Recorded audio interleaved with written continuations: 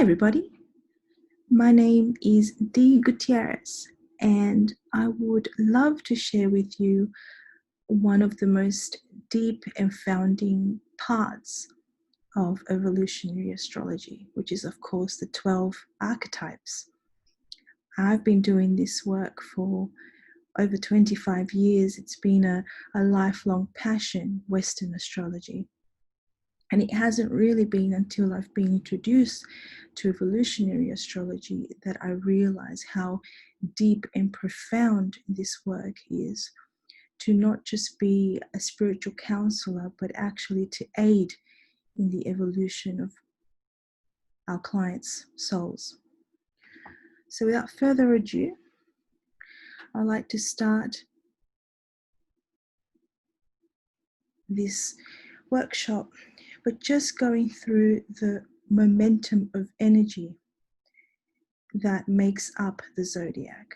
As you can see here, it is very much the idea of eternity, for that is what the circle represents.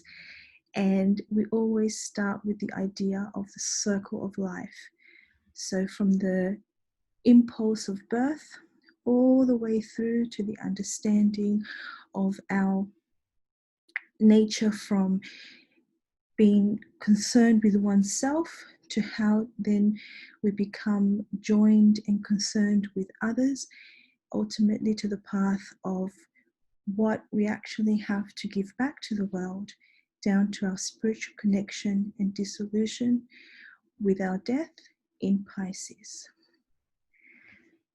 But it's not so linear as this. The archetypes are incredibly dynamic, and within each soul, for we have all 12 archetypes within them, they often have this dance of going forward or going backwards, depending on each lesson that we are currently actually engaging with. So even though this talk is going to be quite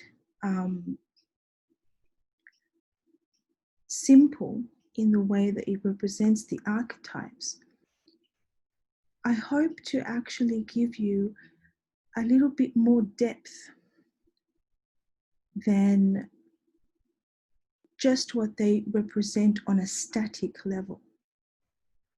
So of course we start with Aries, and I think that this image really represents this incredibly dynamic, forceful, action-orientated archetype.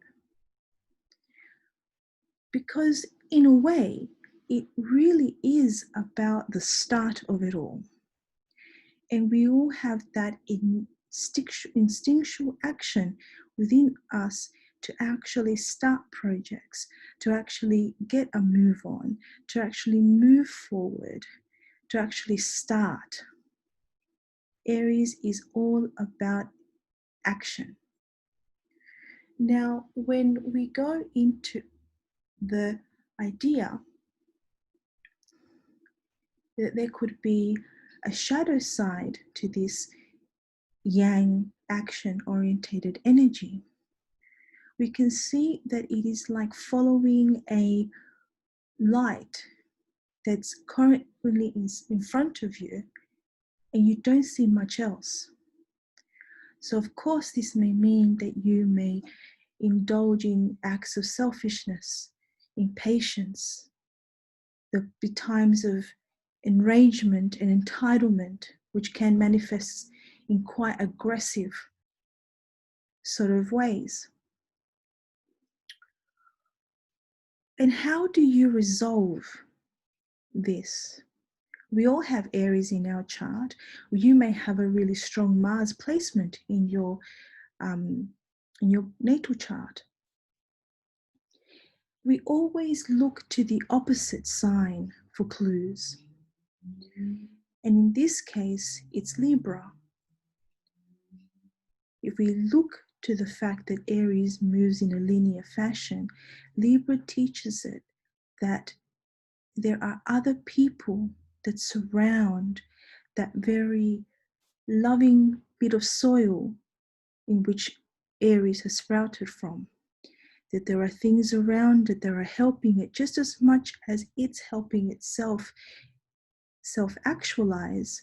So are other people that aid and support.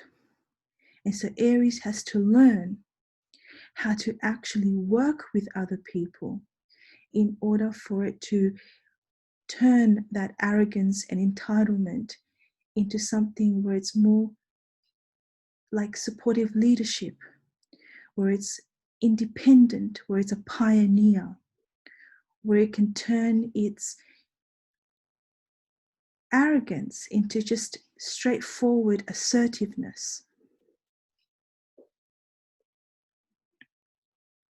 Once you have the birth, the sprout of a plant, the plant needs roots. And the interesting thing about growing into something is that once again, this is the momentum of going inward. Finding out how do you survive once you have sprouted.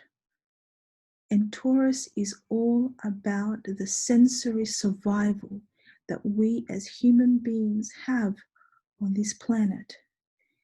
What we need, how to ease our thirst, hunger, how do we make ourselves comfortable, how do we become self-reliant and sufficient. Because of this reliance and sensitivity to our senses, Taurians are often incredibly artisan, and they're completely enamored with touch and sensuality.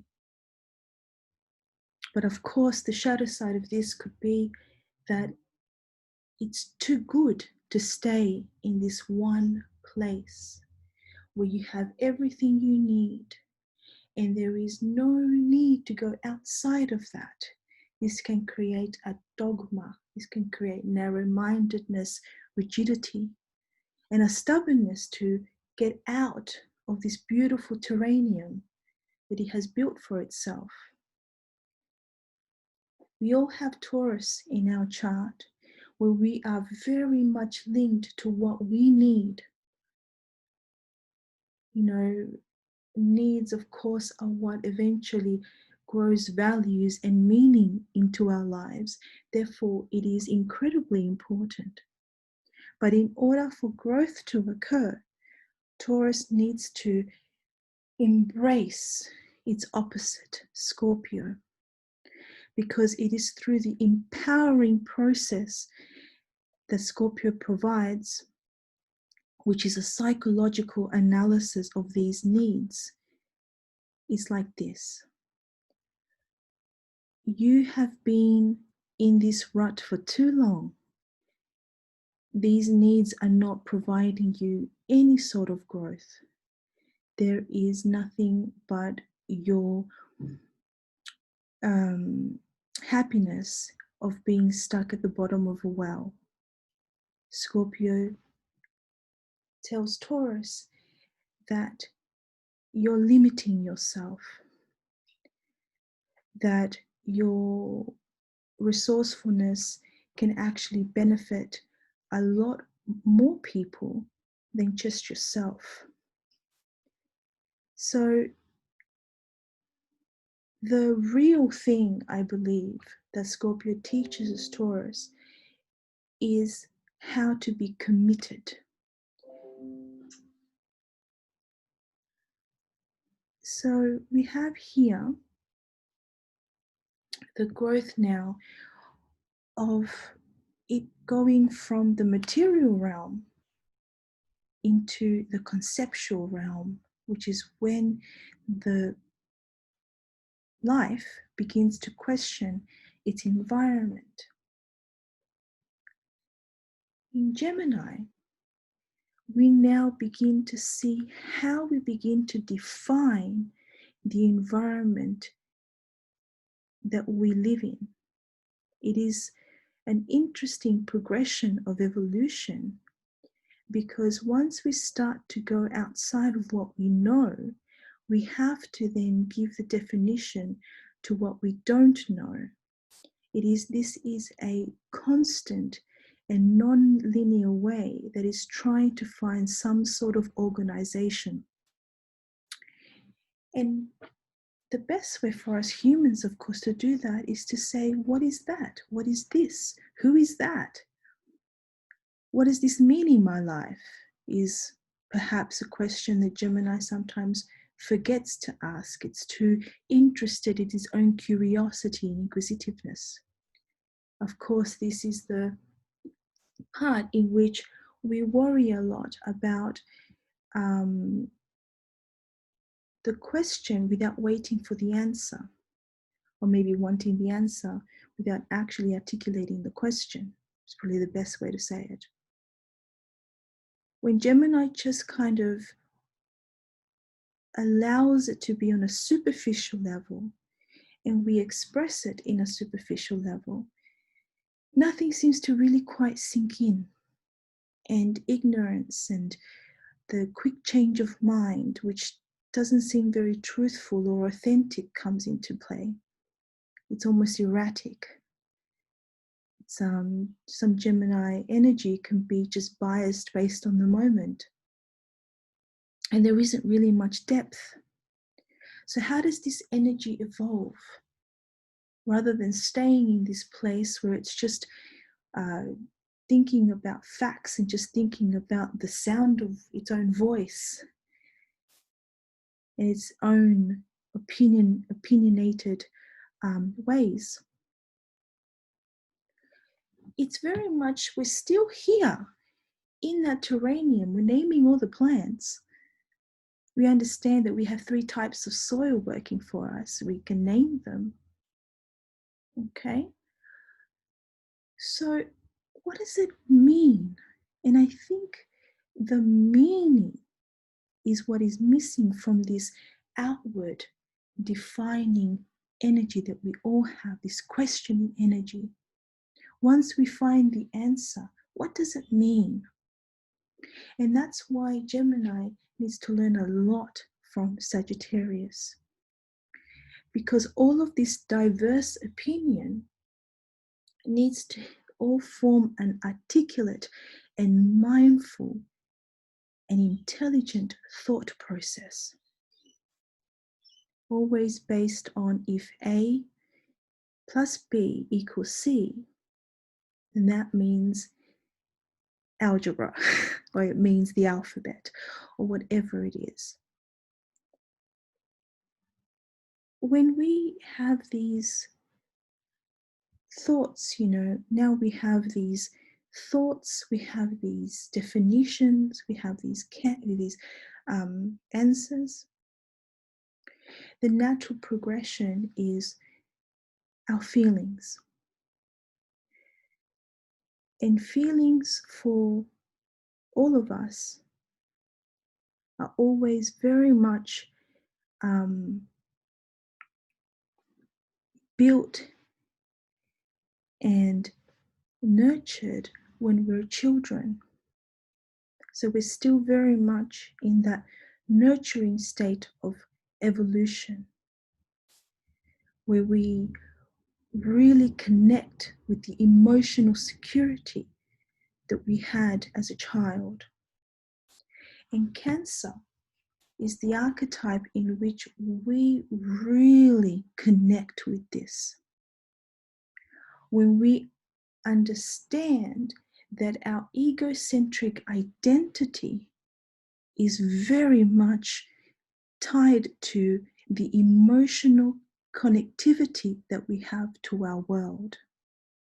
And how do you emotionally connect to your world? Well, you see yourself in it. And you see, I see things like this. I like that. I connect myself to this. It's my sandcastle. It is my blanket. That's my mom. That's my plate.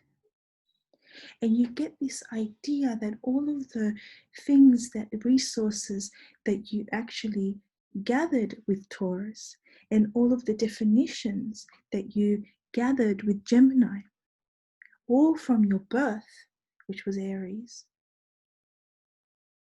Now you can see how Aries cardinal and Cancer cardinal are connected, because now we are initiating identity. Now, what happens when we are creating this identity? For a lot of us, whether we think of it clearly or not, we are creating a shell, much like a crab has a shell. And this shell is all of the things that have happened to us and that we have emotionally integrated. Now, not all of these are good. Sometimes we can be quite insecure and clingy and worrying and a lot of nagging because we have a distorted sense of identity.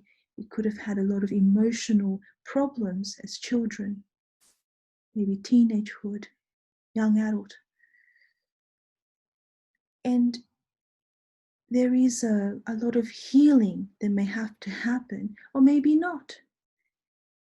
Either way, when we look at the evolution side towards understanding more about this emotional body that Cancer represent, is a realization that through Capricorn, which is its opposite sign, we embrace Capricorn. It's the idea that we have an emotional responsibility to understand our emotional sensitivity, to develop an emotional intelligence to our being, to not be so concerned with the things that we hold on to, and to be more adaptable to change.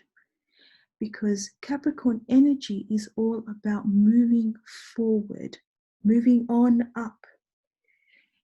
And Cancer can sometimes be so worried about losing its fragile hold on its emotions that it doesn't want to go forward. But part of the healing is that this is the axis, because Cancer and Capricorn form an axis about unconditional self-love. And for a lot of us, this requires a lot of time and a lot of maturity, two of the strongest keywords for Capricorn.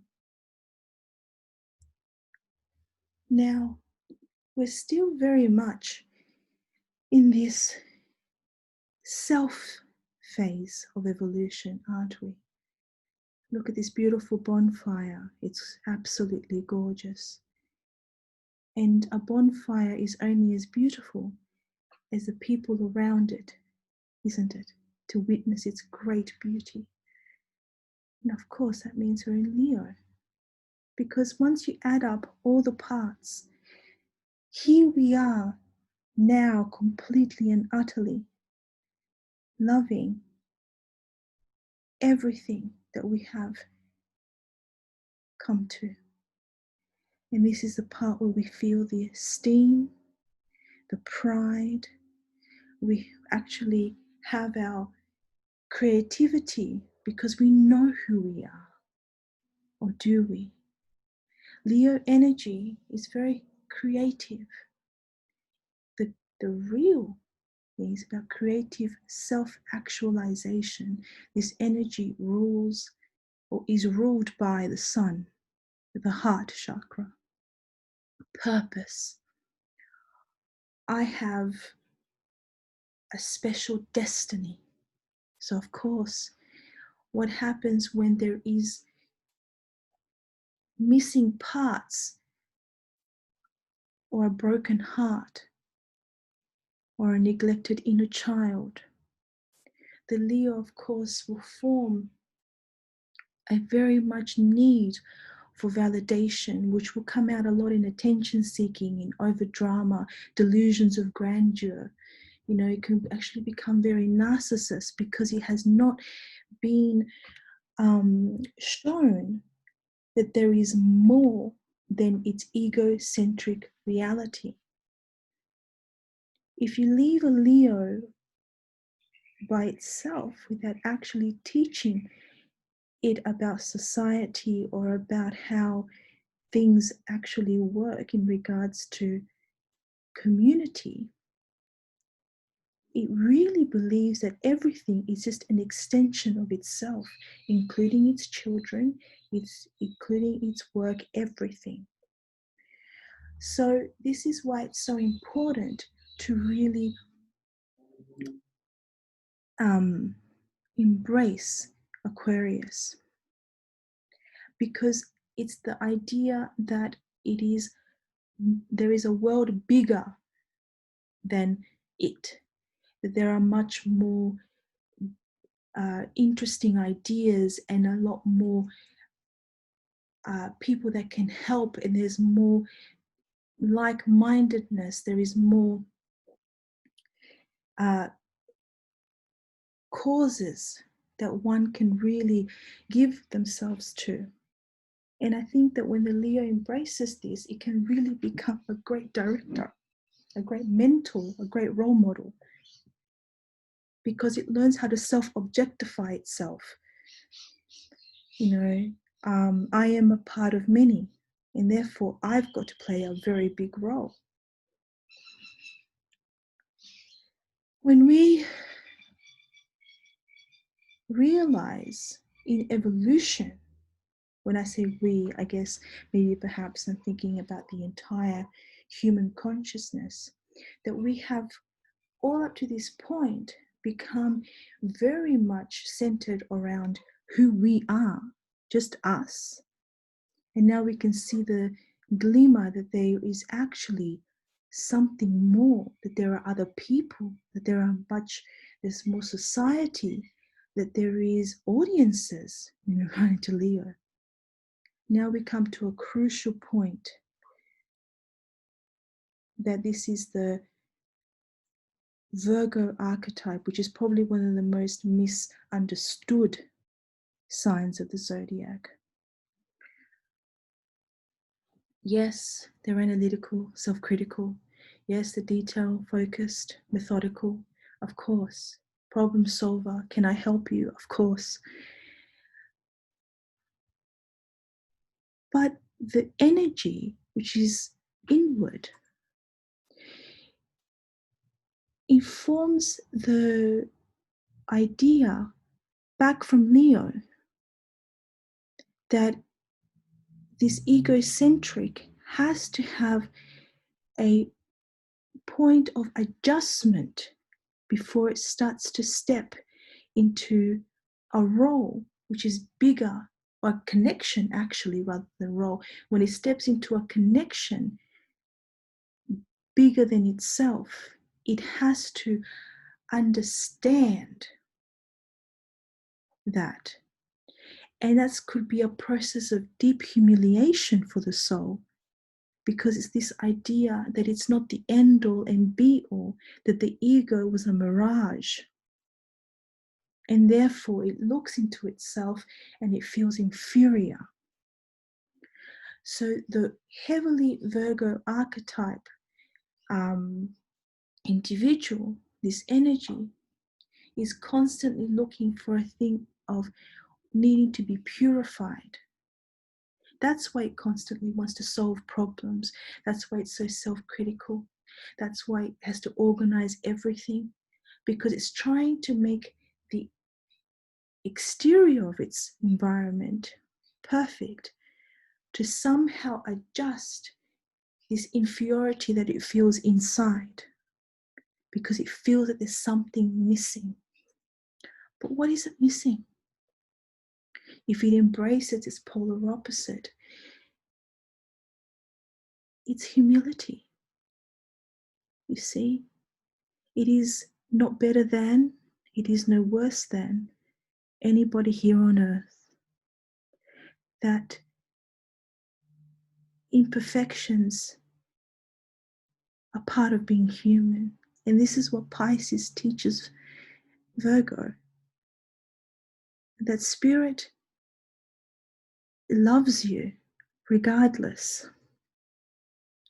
That this momentum that you keep where you're trying to make everything perfect can be more about self-improvement and self-forgiveness when you maybe perhaps don't get to the point that you want to go, but that's okay.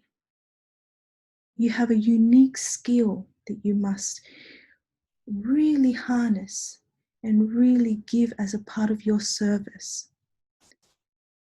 These are incredibly deep lessons because now we're getting into the soul moving on from its self into the other.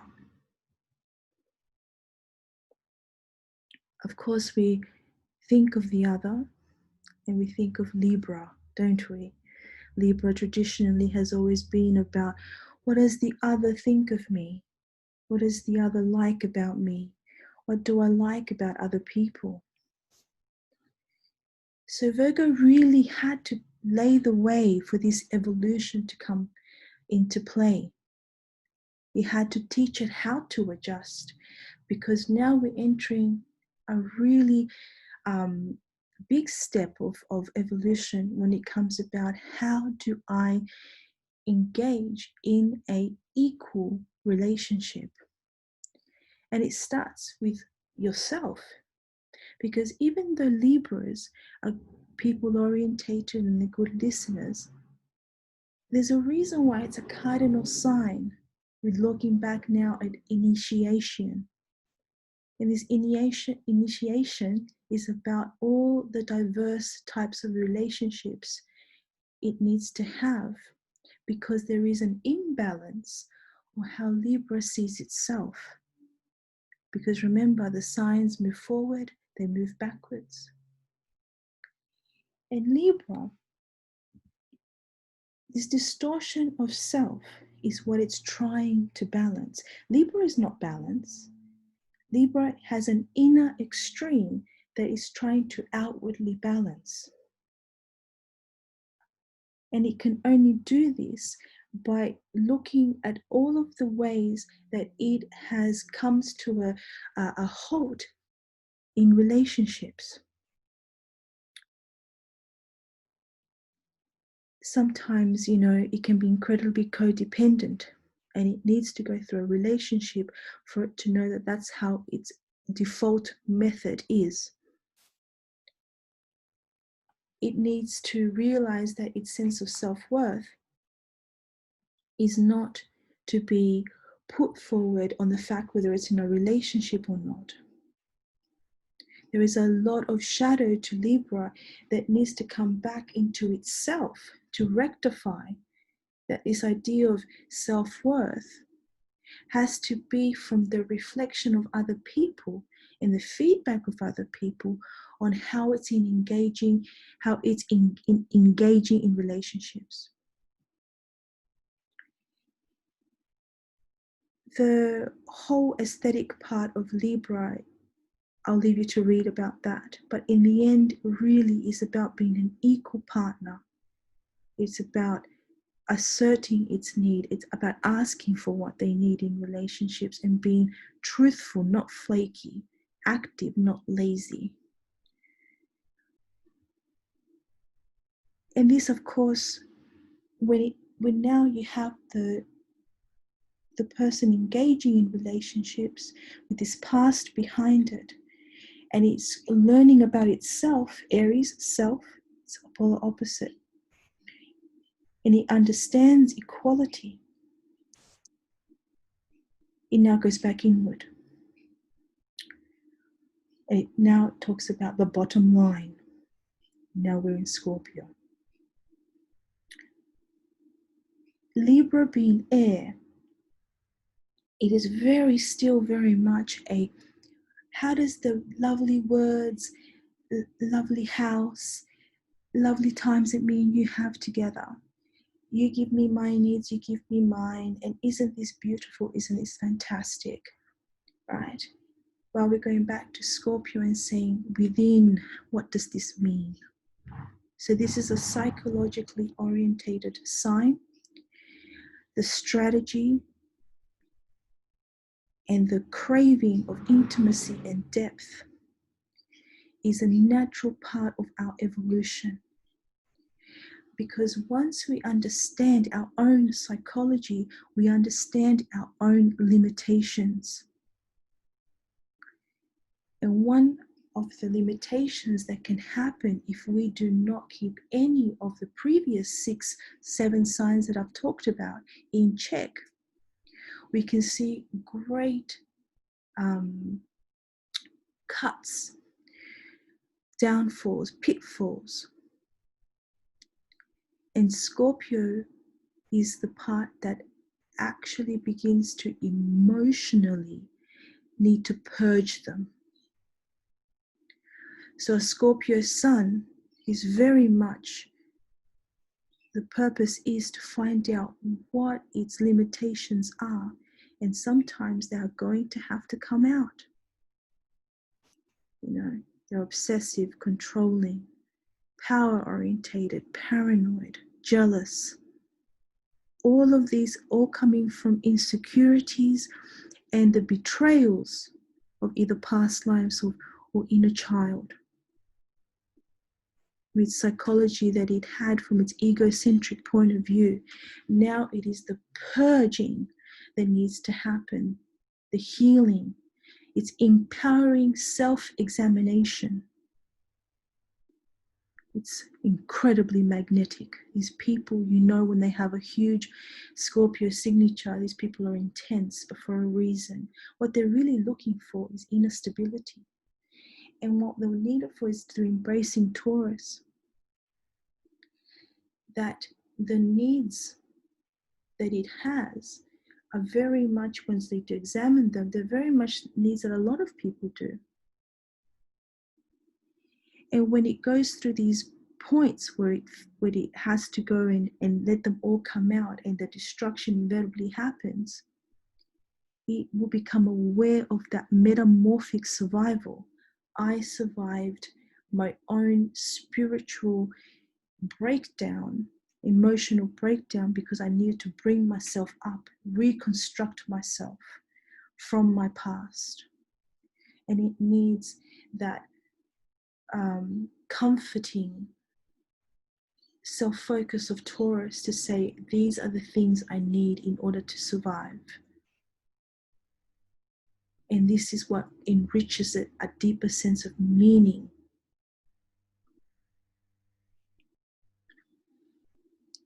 The soul doesn't just stay there. It moments forward.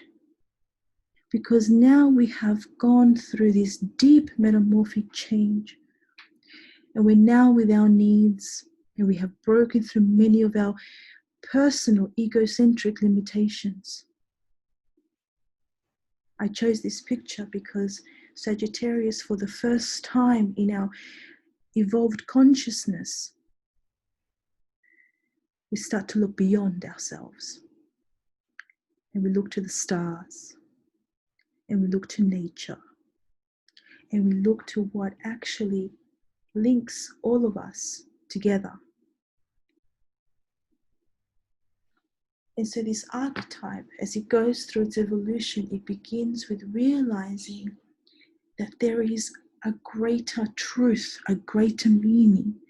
This is a philosophical orientation. And yet it's restless. It needs to move. Because this is the connection the Sagittarius has to authenticity and to natural law. It got the urge to look up because this is the spark of its innate intuition that there is something more than its environment, its relationships, its own psychology. And it needs to go out there and completely leave it all behind to find out what the real truth is outside of its own experience. So this energy therefore has to keep moving forward to find out what that is. And if it goes into its shadow side, meaning maybe perhaps it has not got the opportunities, maybe it has not allowed itself to be big, maybe it didn't survive the Scorpio metamorphosis. Maybe there was a lot of things in its way. It can be incredibly pessimistic. It can become long-winded, feels like it knows it all even though it's never gone anywhere. It exaggerates, is pathologically liar. It's fundamental. My reality and my truth is the only truth. And it says it in a way that it sounds like it's true. And it kind of maybe fools other people. But there's no authenticity inside it. There's no connectivity. And so this connectivity really is about understanding the diversity of its experience, which is, of course, diversity is Gemini. There are very many places, meaning the very many of people, and understanding that everyone has their own versions of truth. This creates a goal orientation in Sagittarius, the realization that I know my truth now, but what about next year? What about my truth if I share it with others? Does it change? Interesting questions. It's all about interpretation. Either way, it's very inspiring. And I think that that sense of inspiration is something that now we are carrying forward into the zodiac. Because now we can know this inspiration, these ideas, these beliefs, of the philosophy, of the truths that we have collected, come back into an earth sign, come back into the inward. And we come to Capricorn, the last of the earth signs. Capricorn is the boundary of time and space. It's a really esoteric thing to say, but hear me out. It grounds those beliefs and turns them into law. It turns them into government. It turns them into authority. It turns them into society. It turns them into hierarchy. It's an achievement-orientated energy. Now that I have all of this history, all of these thoughts, what can I build? What can I manage? Incredibly realistic and responsible, true Capricorns are. But that's because of the focus on this preservation of legacy. Of course, if you just keep at this, there is fanaticism and repression and depression and judgment that comes from the fact that it's just this way and this is the way we've been going. This is the mountain. This is what we climb to. This is the nationalism. This is our country. This is our town. When you only think about the achievement and you only think about climbing something, you forget something incredibly important. And depression happens when you forget this. The emotional connection that you have to this mountain, to this dream that you're building.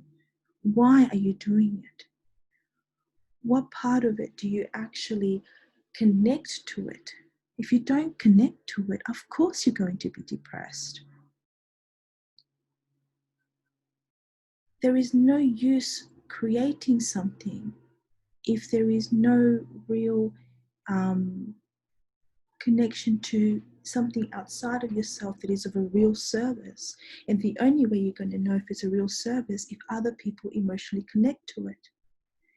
So a lot of these things happen where there has not been any healing of the painful conditionings that have happened all throughout the history of humankind. I could talk about that one for a long time. This is not a minute or two look into it, but it's a very fascinating one about how if you really engage with yourself emotionally as you're working, you realize that you are your own boss, you have your own sense of inner authority.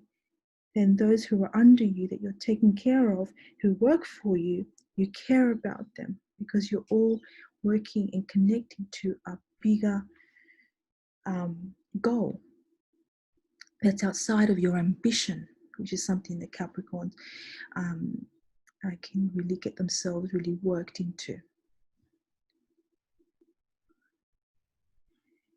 And this conditioning that happens, in Capricorn, where it's all about the laws and the structures and the boundaries, where it's all about the processes and the management, where it's all about the responsibility, there comes a point that the energy needs to come back out again.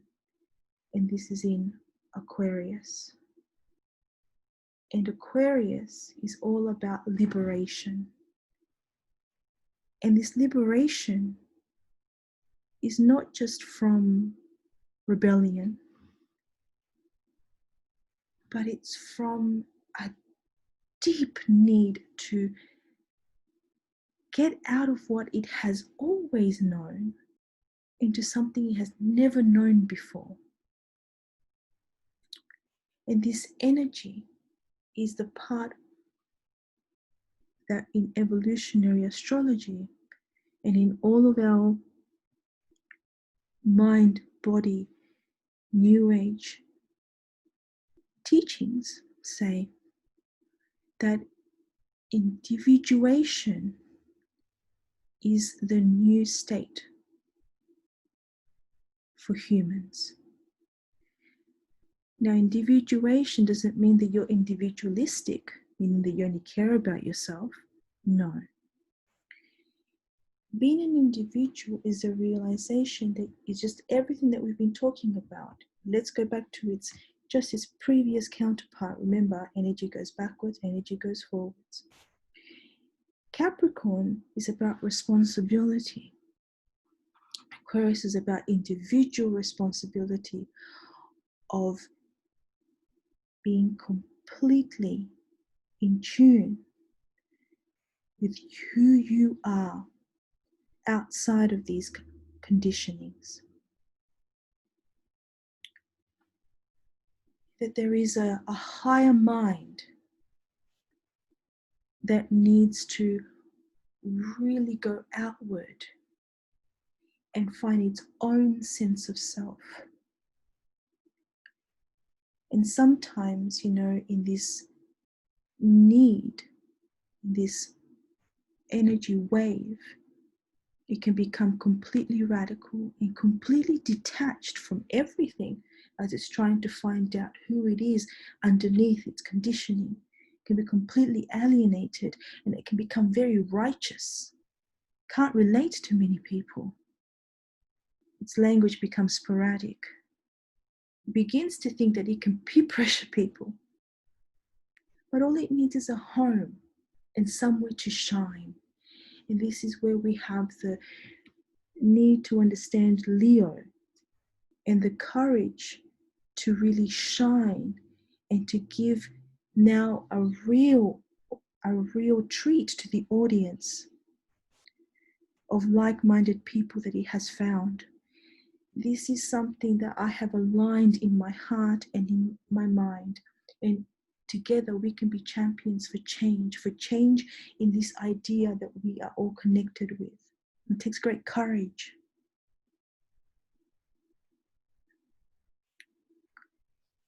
And finally, thank you so much for listening up to this part.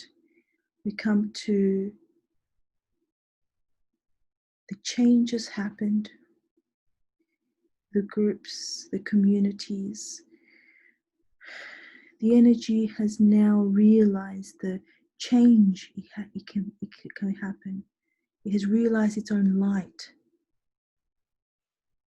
And this light, as it's working its way through the constraints of our existence, it looks up again once more. Because now we're getting to a point where death is quite imminent. We have worked a long time now. We have lived, and we have given. And therefore there has to be a conclusion, as we can see in our own bodies. The conclusion of our lives, of our ego structures through death. But death is not the end, of course. Energy does not dissipate and disappear. It just transmutes into something else.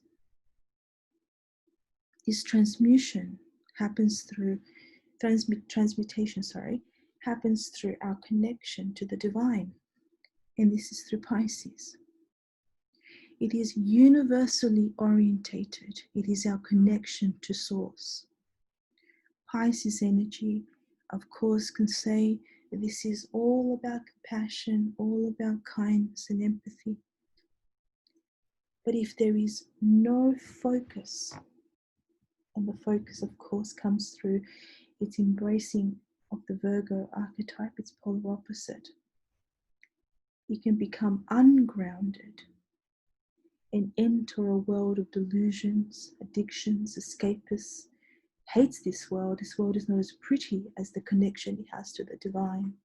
It can manic, hysterical, can victimize itself, complete and utter disillusionment with what it has in front of us here in this material world.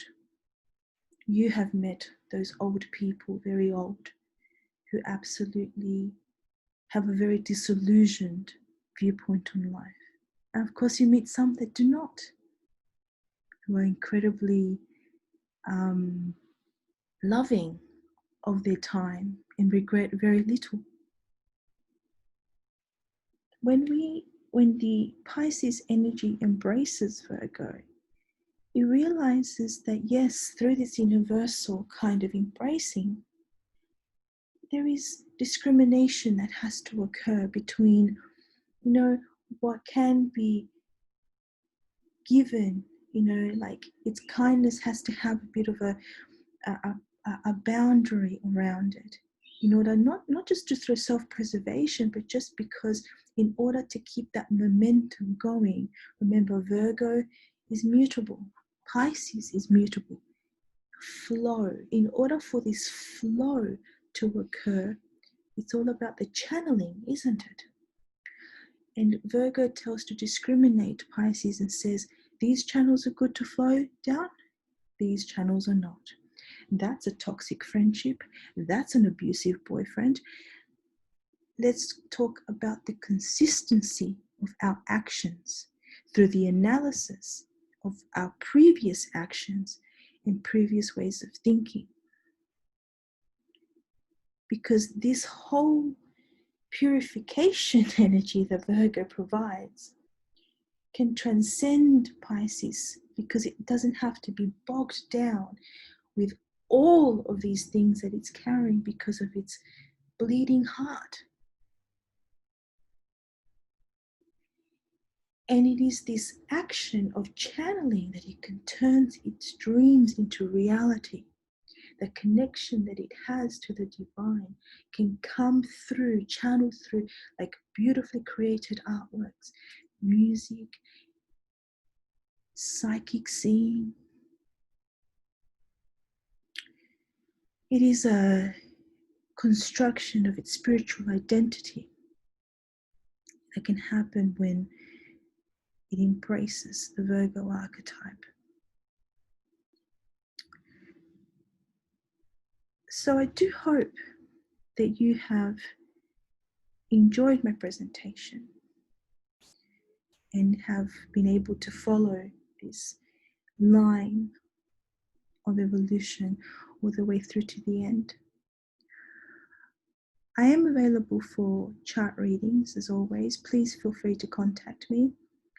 And I'm also part of the working partnership with Paul Williamson, Soul's Pathways, which we run workshops. I do hope that you enjoy your day, and thanks so much for watching. Bye now.